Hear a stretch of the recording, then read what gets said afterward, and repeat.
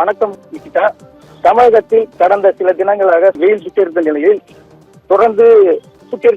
தமிழகத்தில் தொடர்ந்து சில தினங்களாக பல்வேறு மாவட்டங்களில் மழை பெய்து வருகிறது. இந்நிலையில் கள்ளக்குறிச்சி நேற்று இரவு மாலை 7 மணி அளவில் மழை பெய்த நிலையில் தொடர்ந்து கள்ளக்குறிச்சி, கல்வராயமலை, சங்கராபுரம், திருக்கோயிலூர், உளுந்தூர்பேட்டை உள்ளிட்ட பல்வேறு பகுதிகளில் தொடர்ந்து கனமழை பெய்து வந்தது. இந்நிலையில் சங்கராபுரம் அருகே உள்ள தியாகராஜபுரம், பூட்டை, சித்தண்டாங்கல், ஊராங்கனி உள்ளிட்ட பகுதிகளில் நெற்பயிர்கள் சுமார் 500 ஏக்கர் விவசாயிகள் அறுவடைக்கு தயாராக வைத்திருந்த நெற்பயிர்கள் சுமார் 500 ஏக்கர் நீரில் மூழ்கி வீணாகி விவசாயிகள் வேதனை அடைந்துள்ளனர்.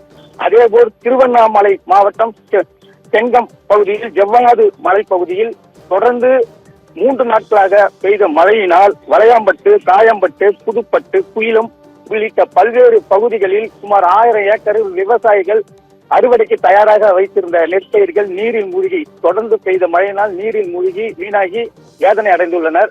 தொடர்ந்து தமிழகத்தில் மழை பெய்து வருகின்ற நிலையில் விவசாயிகள் நெற்பயிருக்கு அறுவடைக்கு தயாராக வைத்திருந்த நெற்பயிர்கள் நீரில் மூழ்கி வீணாவதால் விவசாயிகள் உரிய இழப்பீடு வழங்க வேண்டும் எனவும் கோரிக்கை வைக்கின்றனர். நிகிதா.